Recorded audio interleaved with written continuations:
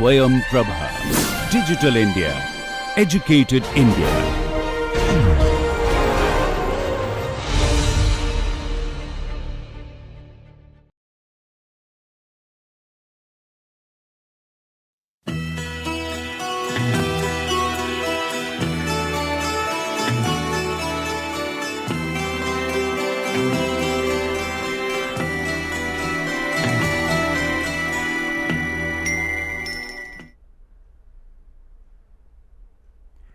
In the past few lectures, we have been looking at the dynamics and vibrations of membranes, in particular flat membranes.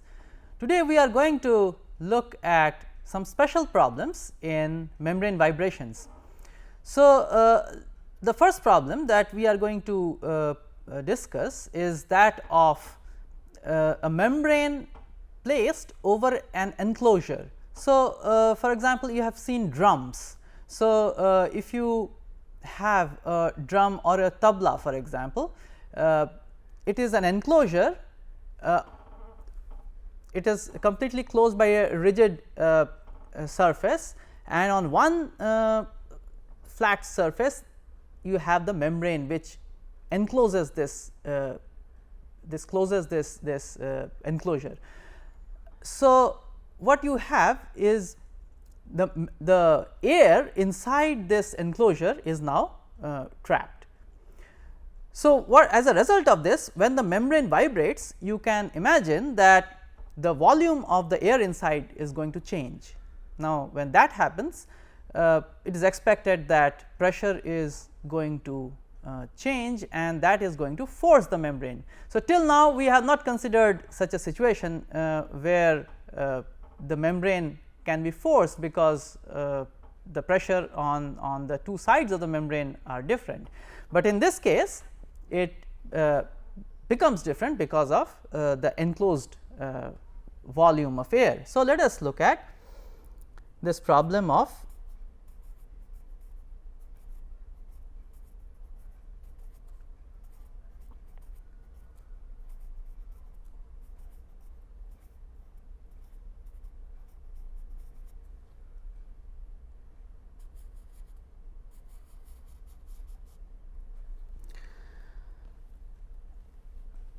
So, we have a circular membrane enclosing a rigid vessel or a container. So, this side is the membrane,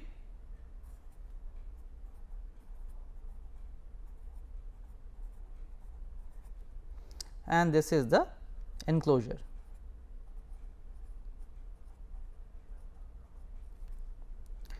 Now, because of this air that is enclosed in this enclosure, now when the membrane vibrates, let us see what happens. So, let me draw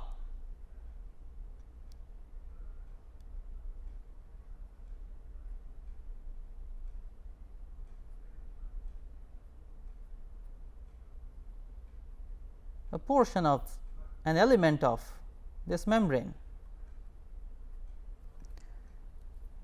In the initial configuration, and when it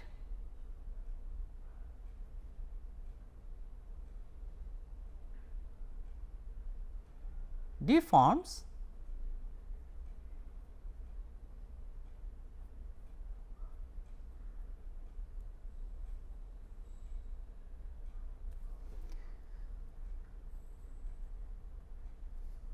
so this little element, now this is an exaggerated diagram. So, this little element has displaced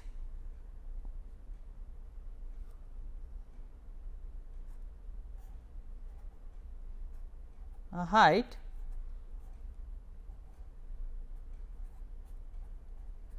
at a location r and phi at time t. So, this is phi and this is r.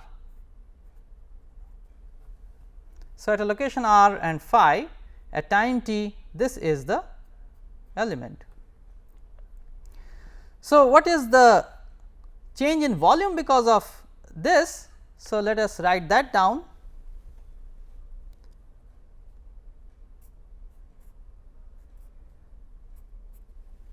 So, because of this small element, so it can be written as W at into dA, and that integrated over the area of the membrane. So, that is going to be the additional volume that this enclosure is now going to have. The air inside the enclosure is going to occupy. So, if we use polar coordinates, so then we can write this as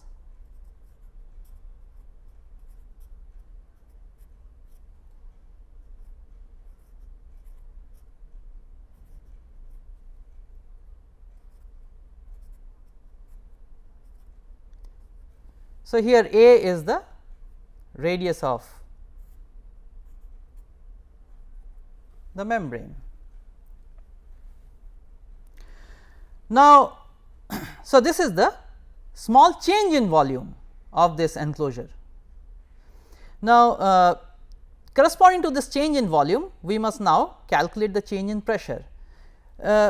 Assuming that the membrane is going to vibrate sufficiently rapidly, so that we can consider the adiabatic process for the air, where gamma is a ratio Cp over Cv is a ratio of the molar specific heats. So, at constant pressure and at constant volume. So, these are standard definitions. So, gamma is Cp over Cv, and the pressure times new volume power gamma must be equal to constant, which must be equal to then the initial pressure times initial volume power gamma. So, if the volume changes to V naught plus delta V and pressure changes to P naught plus delta P,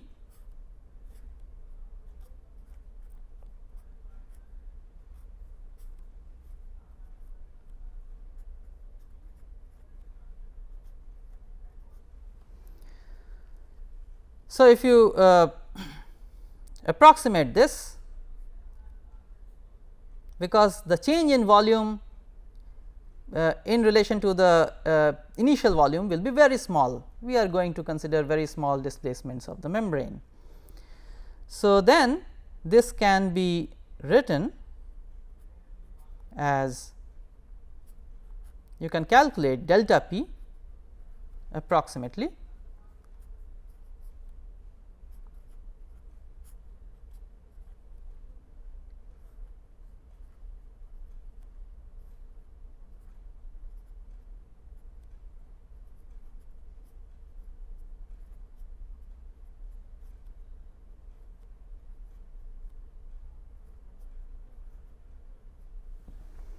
So, that is the expression of delta P.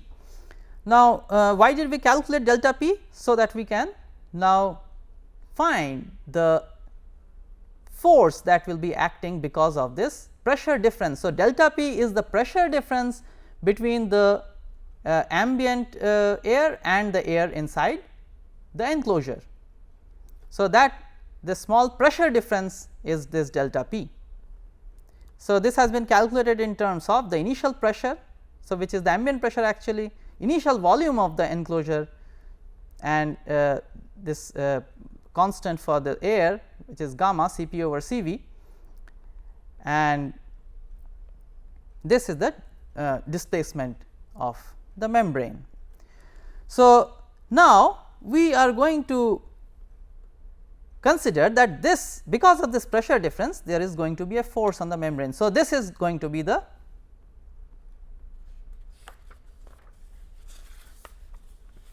So, if this is the pressure difference, so that is going to force the membrane dynamics. So, the equation of motion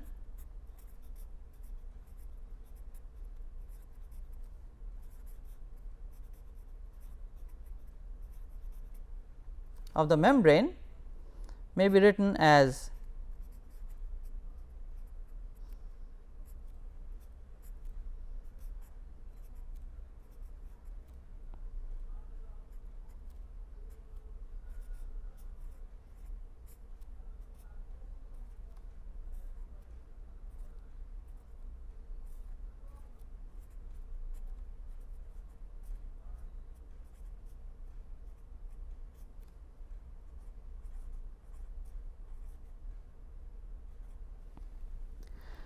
since the forcing on the membrane must be force per unit area, which is the pressure. So, we have this pressure. Now, there is an assumption when we write this equation of motion. So, of course, along with this, let me first write the complete problem.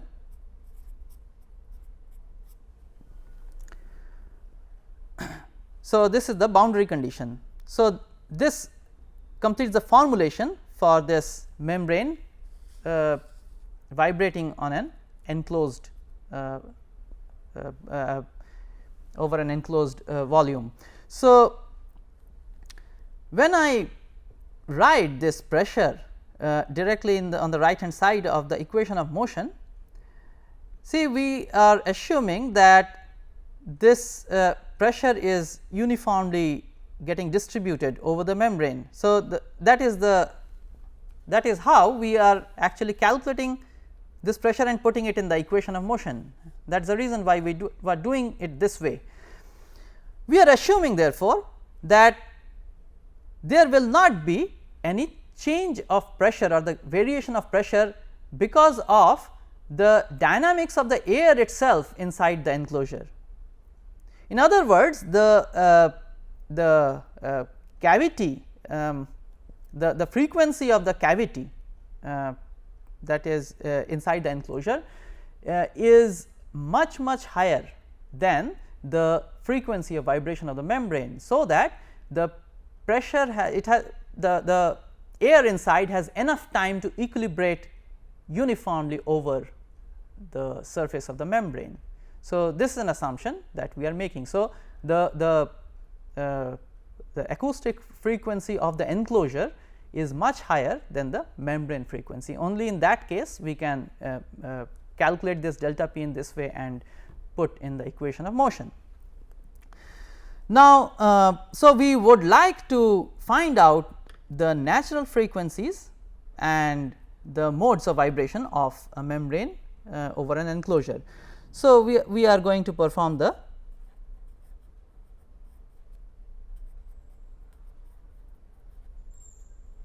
modal analysis for this problem. So,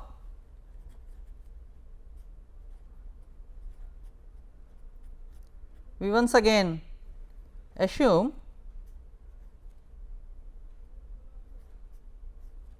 a space time separable solution for this problem, and if we substitute this in the equation of motion,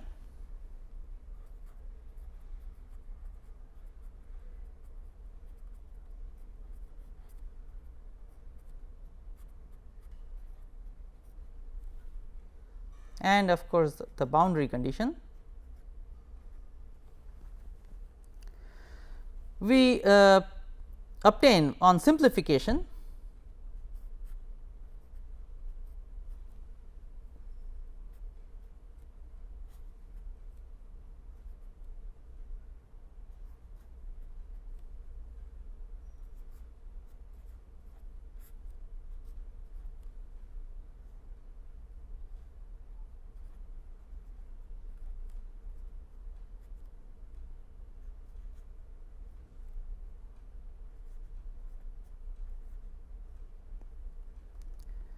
and the boundary where I have used this beta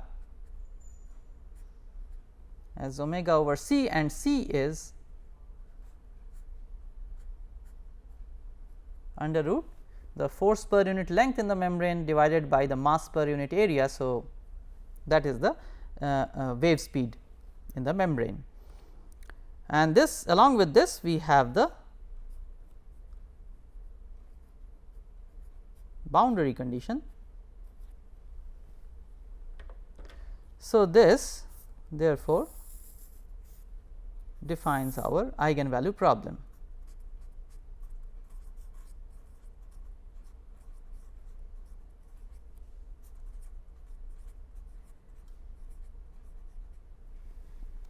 So, which we are going to now solve. So, we have solved in our previous lecture the problem with homogeneous equation of motion. So, no right hand side. So, we already have the eigen functions for the problem. So, let us see what we can do with the eigen function expansion, that is the first thing that we can of course try. So, for this eigenvalue problem,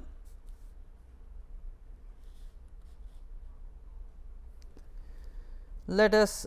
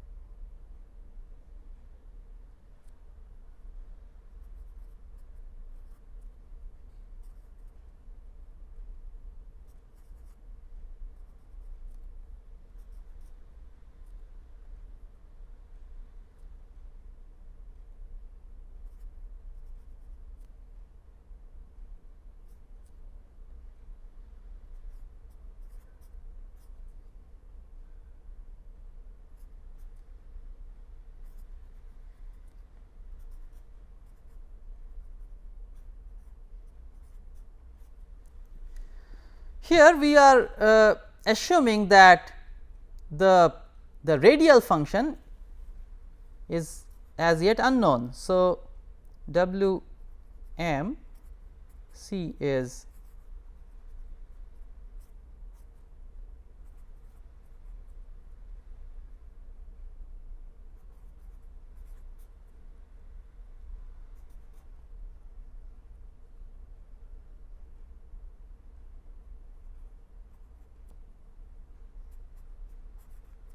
let us see what will this turn out to be.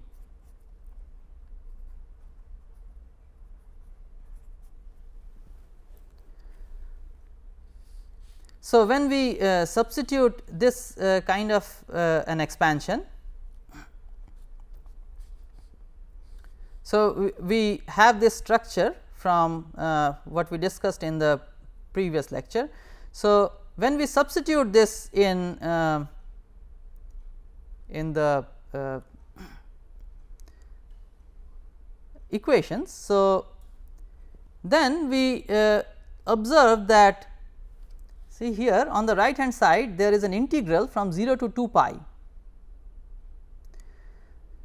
So, when we have cosine and the sine functions integrated from 0 to 2 pi, because of periodicity that is going to go to 0 for m not, so for m not equal to 0.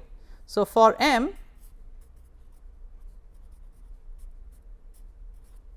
not equal to 0,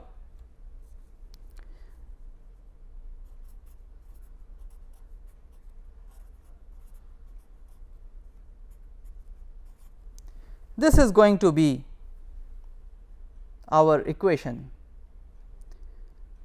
if we consider an expansion like this. So, here of course, W is this expansion.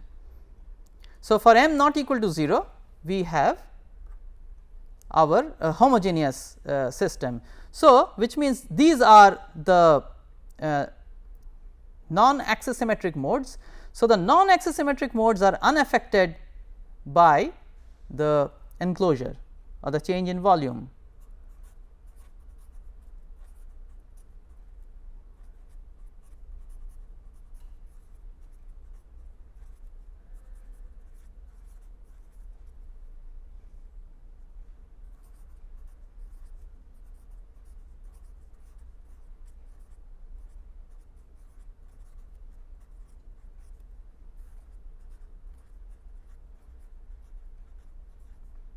So, the non axisymmetric modes actually do not lead to any change in volume. So, that is what we conclude.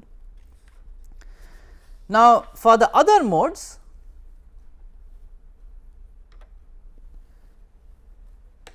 so for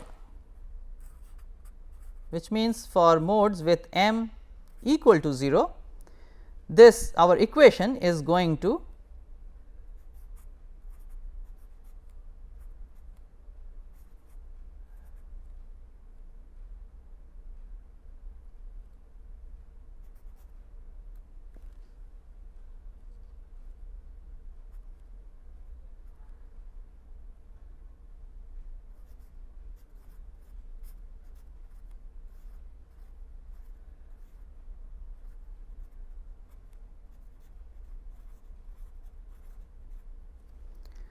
and that is going to lead us to with this kind of an expansion.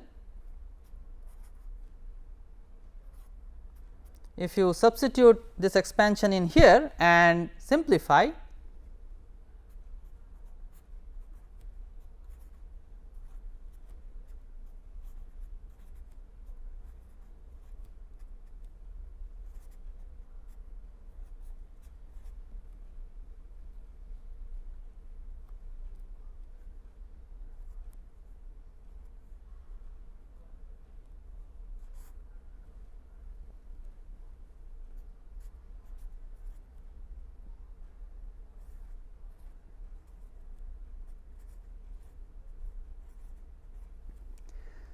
so this equation is going to lead us to this for m equal to 0. For m not equal to 0, we are going to get back our normal circular membrane eigenvalue problem. So, which immediately tells us that the non axisymmetric modes of the circular membrane are same as normal circular membrane is same as that of this membrane over the enclosure. Now, only change comes in the axisymmetric modes. Now, let us consider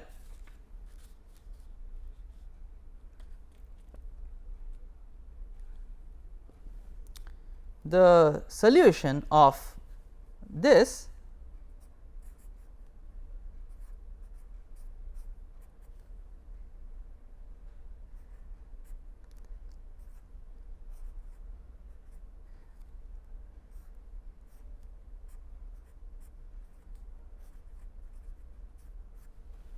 So, this form of solution is guided by two factors. One is that this operator is the corresponds to the Bessel function, and we have this boundary condition which I must write here. So, the boundary condition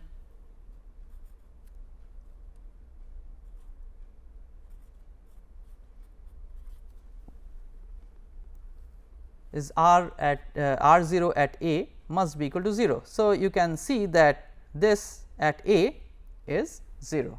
So, this structure of solution actually satisfies the boundary condition, and is motivated, the structure is motivated also by this operator, which is the Bessel's differential equation. So, let us now substitute this in the equation of motion, and if you do that and simplify,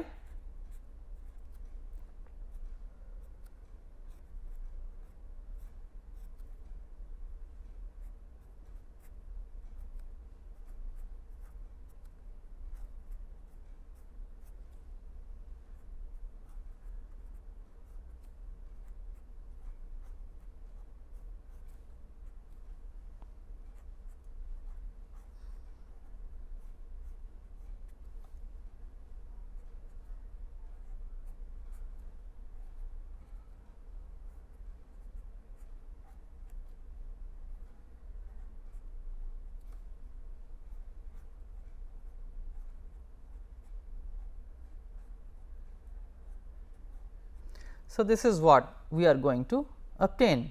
Now, here I have defined these new terms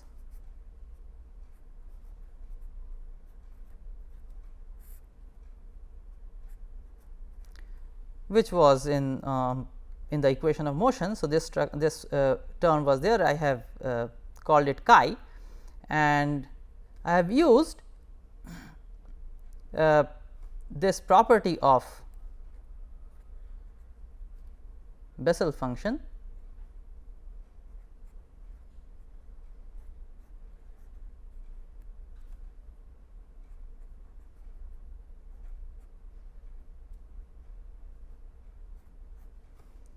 So, I have used this property. So, using these two things I have obtained this differential equation. Now, you can very easily see that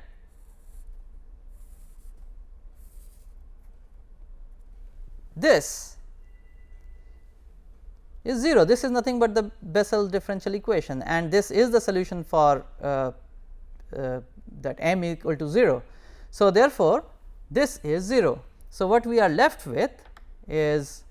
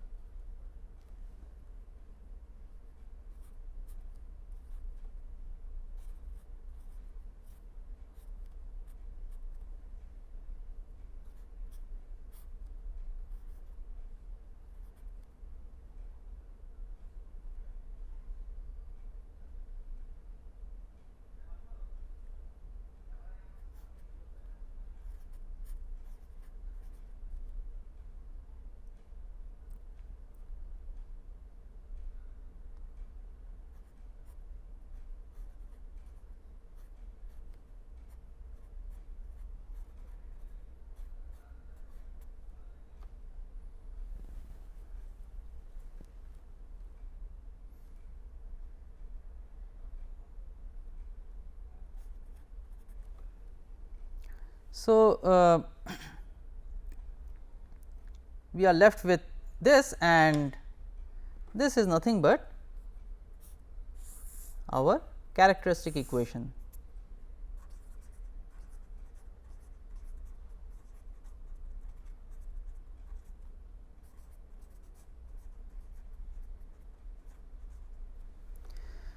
Now, using another property we can simplify this a little further. If you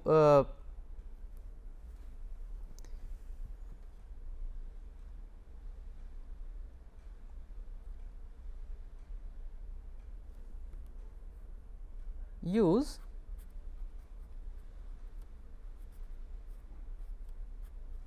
this property,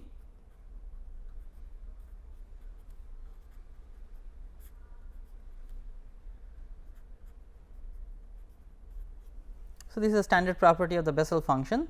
So, I can replace this j 1 in terms of so if I put m as 1, then I will get j 1 in terms of j 0 and j 2, and then my characteristic equation simplifies to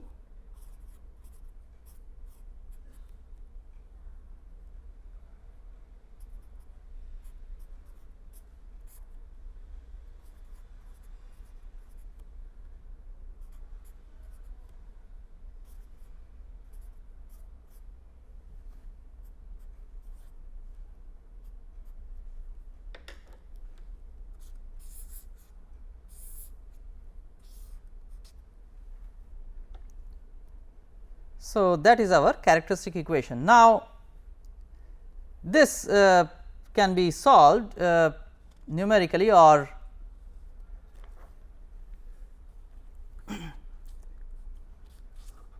by using maybe properties of Bessel functions, you can approximate the solutions. So, if you calculate these so what we are going to solve is beta A. Now, for different values of chi, now remember this chi has this constants and this pressure and the volume. So, for different values of let us say enclosed volume enclosure volume or tension in the membrane, force per unit length in the membrane, you can have different values of chi. So, if you solve for beta A for different values of chi, let us say if chi is 0, which means that we have a normal membrane. So, chi can be 0 if the enclosed volume is infinity. So, then chi goes to 0. So, for this you can check that we get back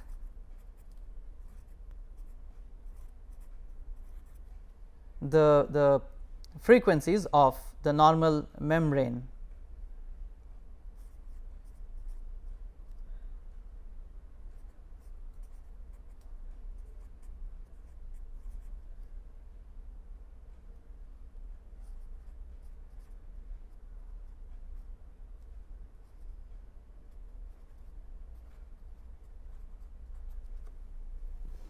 Now, of course, this beta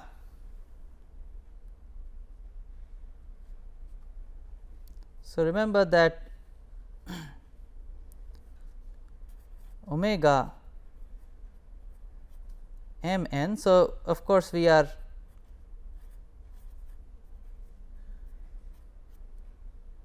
discussing the case for m equal to 0, but this was the general relation. So, that will give us the circular natural frequencies. Now, for chi equal to 0, then you can have chi equal to, let us say when you take chi equal to 1,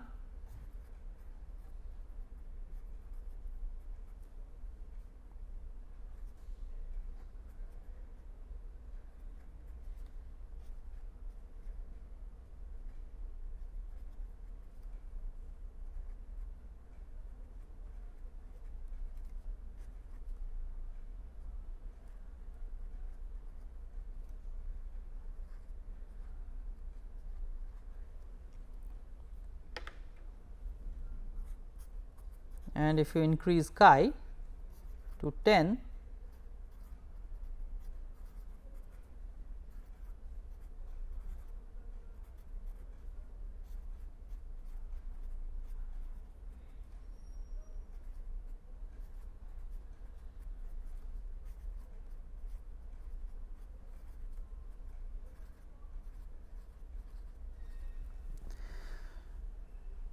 so what we can observe is that as you increase this chi, so which means the effect of this enclosure, you are increasing the effect of the enclosure, as you can see here. So, this is our characteristic equation.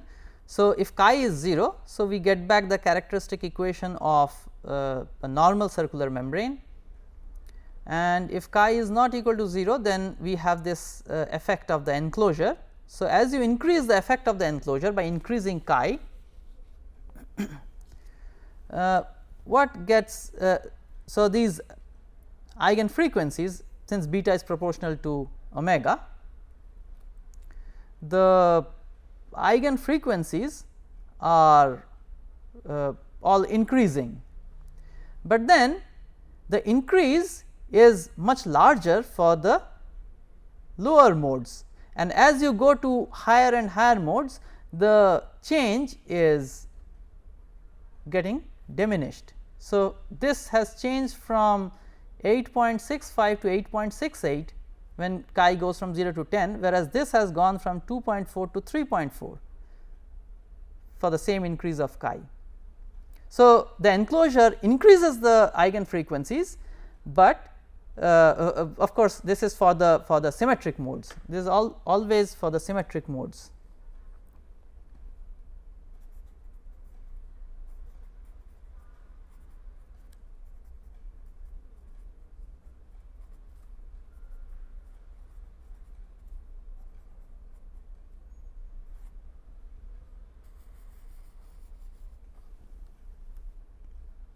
So, m equal to 0. So, it increases the eigen frequencies, but then that increase diminishes as you go to higher and higher modes. Now, if you now look back, then the eigen functions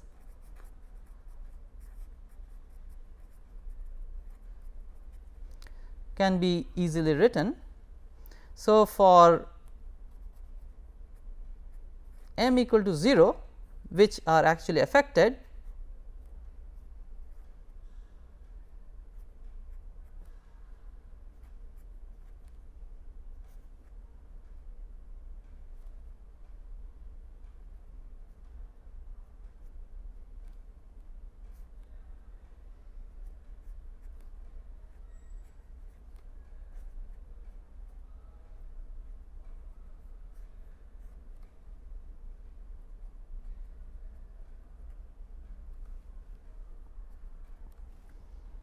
and for m not equal to 0, we have two kinds of modes. The cosine remains the same,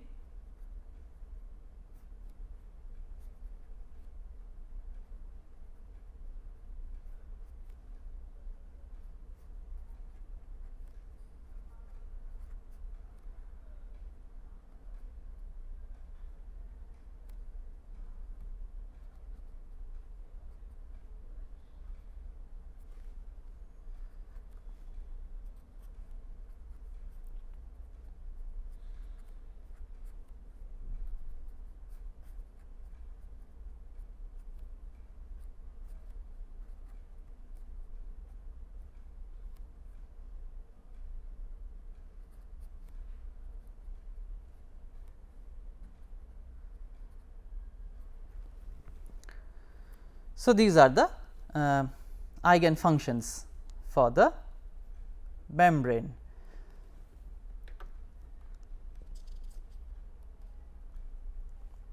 Now, the next problem that we are going to look at is that of an elliptic membrane.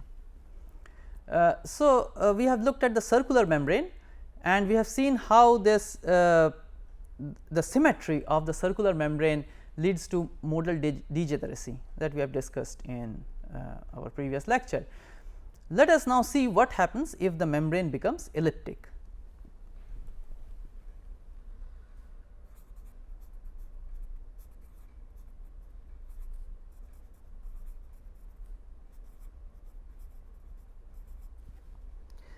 We are going to discuss this problem using the approximate methods. So, let us consider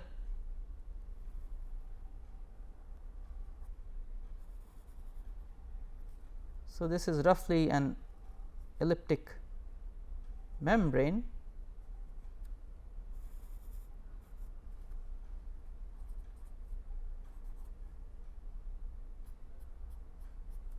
We will consider the fixed boundary case.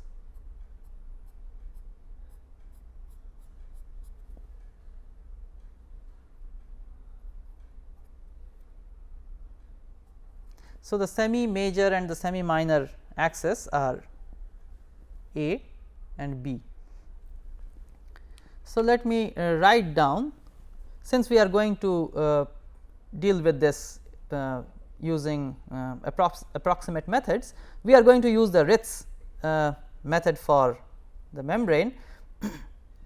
Now, let us see first the Lagrangian of the problem. So, if you consider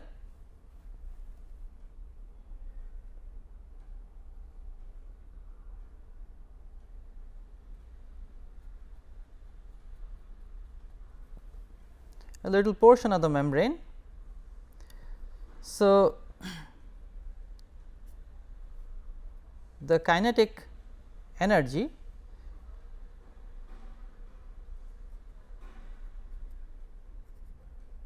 one half mass per unit area times velocity square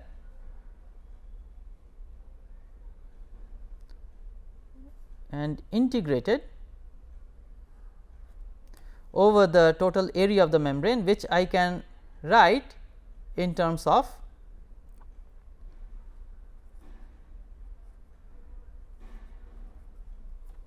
so y goes at any given x, y goes from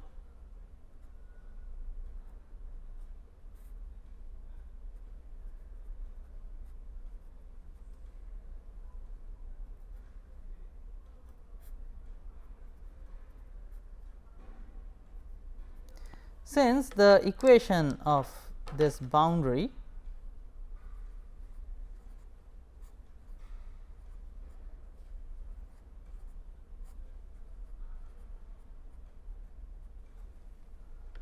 so this is the equation of the boundary. So, for any given x, then y goes from minus of b square root of 1 minus x square over a square to this value, and x goes from minus of a to a. So, that is the total kinetic energy minus the total potential energy. Once again it will be integrated over the same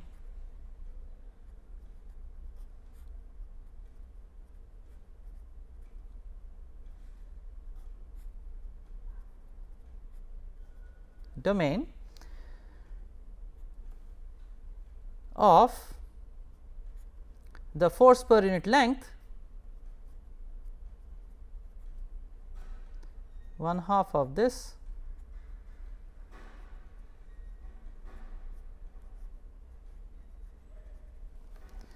So, this is our Lagrangian.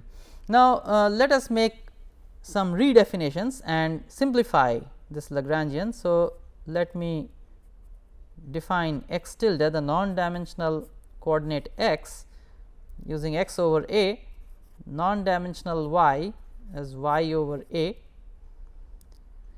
The field variable is w over a, b tilde as b over a. So, this is the ratio of the semi minor to semi major axis, and I will also non dimensionalize time. This is only for simplification.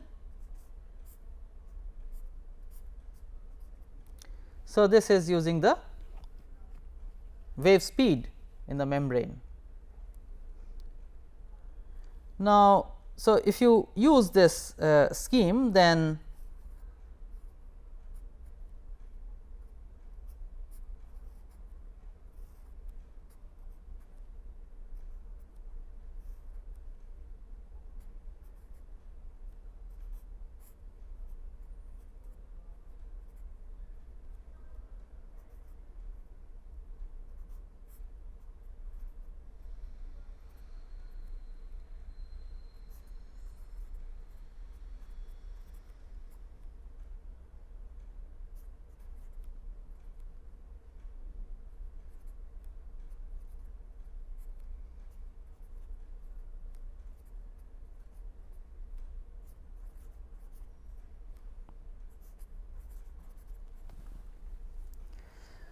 now, because this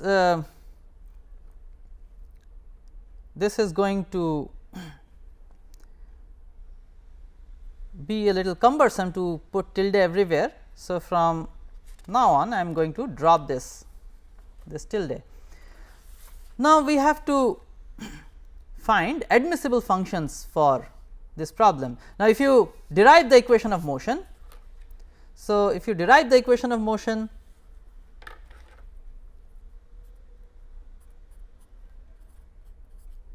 and boundary conditions. So, equation of motion is of course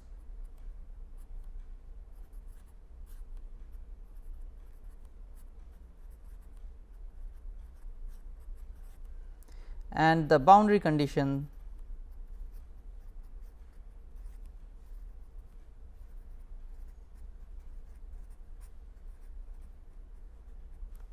so on this non dimensional boundary. So, we have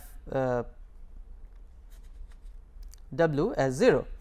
So, that these are geometric boundary conditions.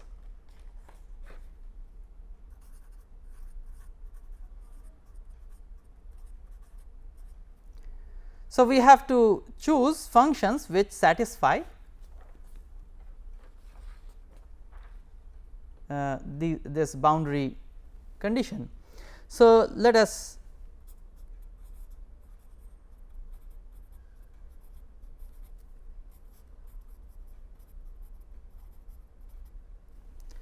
so you can easily see that functions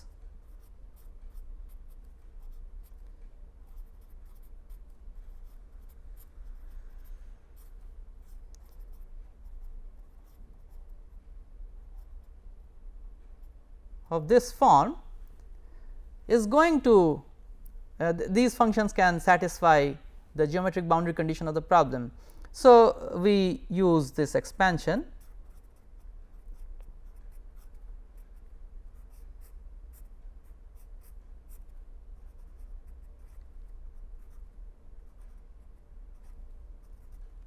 to a suitable for a suitable number of terms n. So, we have the coordinates times the admissible functions. So,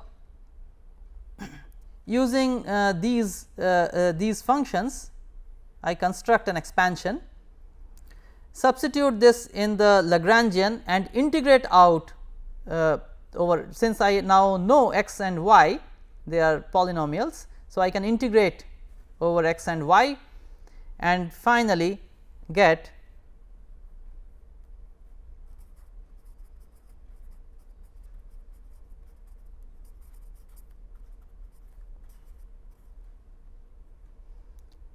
so my discretized Lagrangian will read. So, this is in terms of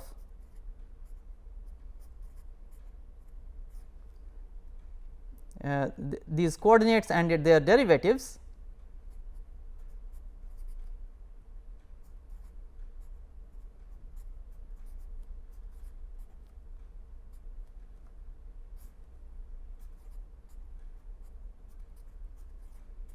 So, you can write it like this, from where the equation of motion, the discretized equation,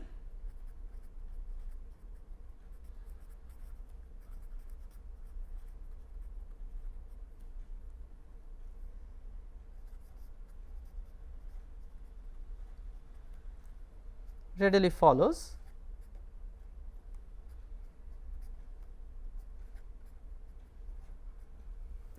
And you can now do a standard modal analysis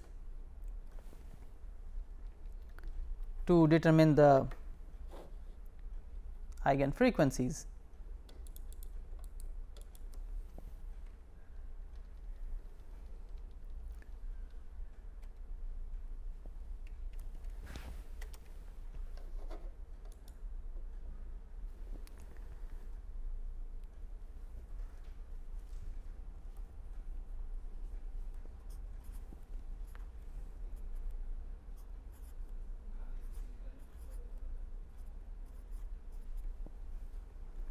So, if you substitute this in here,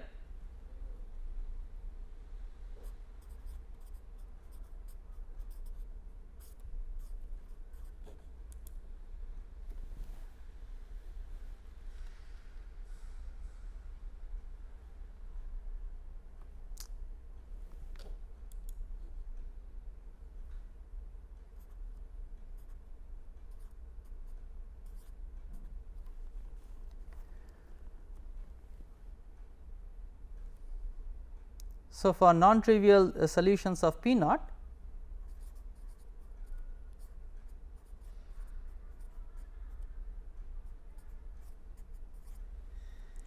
so this is going to give you the circular eigen frequencies of the problem. Now, if you do that, then finally, you can find out the for this say if you put B equal to 1, which corresponds to the circular membrane, then I have taken 6 terms in the expansion and I have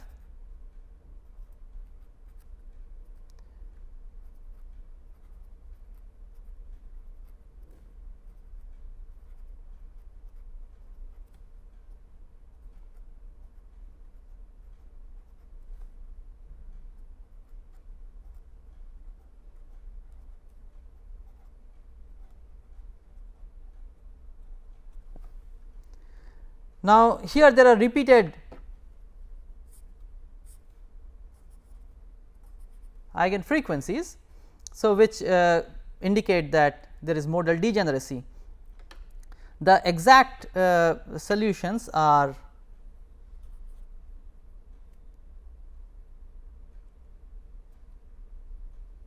so this of course this 1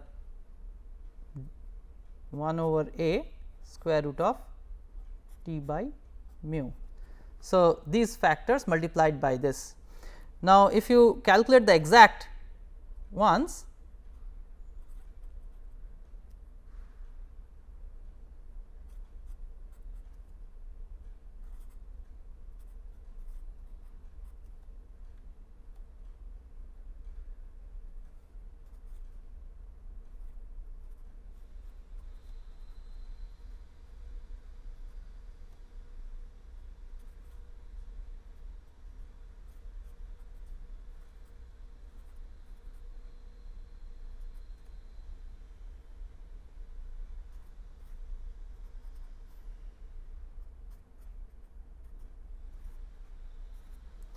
so you can see that the correspondence.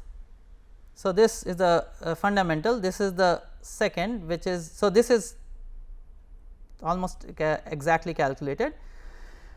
Okay. So, for the circular membrane, therefore, this formulation is giving us the correct results. Now, let us look at B is equals to 0.6, which is an elliptic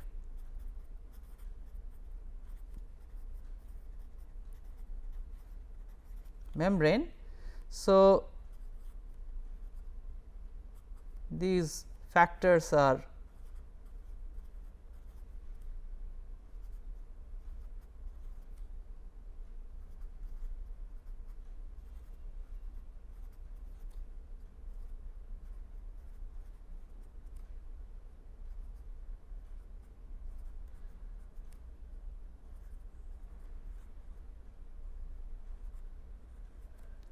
and of course, there is this. Now, you see there is no repeated eigen frequency. So, since we have broken the symmetry of the membrane, the eigen frequencies now they have split. So, these two have split from here. So,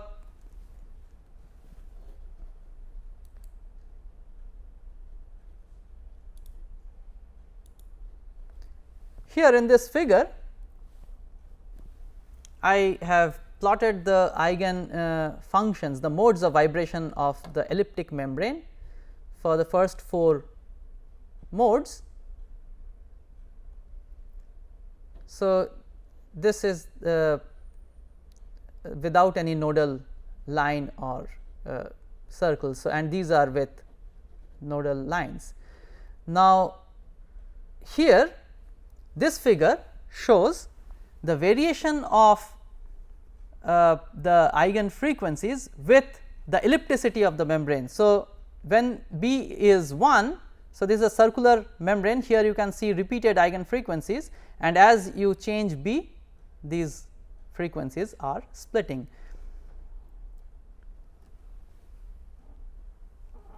So, to recapitulate, we have discussed some problems in membrane vibrations. The first problem we discussed was that of a membrane over an enclosure, and next we have used an approximate method, the Ritz method, to study the elliptic membrane. So, with that I conclude this lecture.